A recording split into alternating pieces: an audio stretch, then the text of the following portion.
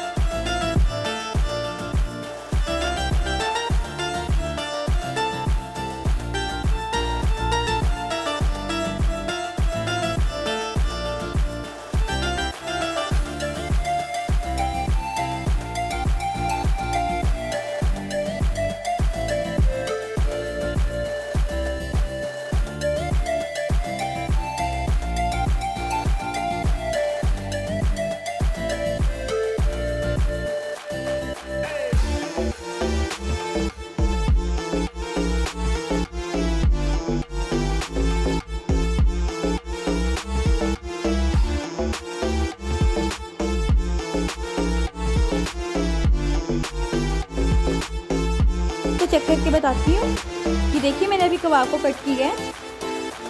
इसकी फीलिंग अंदर से कितनी अच्छी लग रही है। अब मैं आपको चेक करके बताती हूँ कि ये कैसा बना है। जो प्याज और लेमन का टेस्ट आ रहा है ना, वो तो बहुत अच्छा आ रहा है। एक नया टेस्ट आ रहा है। सादे कबाब तो हर किसी ने खाए होंगे, लेकिन ये फिलिंग वाले कबाब न्यू हैं। अगर आप अपने लिए बनाएं, गेस्ट आते हैं तो उनके लिए बनाएं, उनको भी बहुत अच्छे लगेंगे। आप इसको बना के फ्रीज़ भी कर सकते हैं। जब गेस्ट आए तो जल्दी से बनाएं और फ्राई कर लें।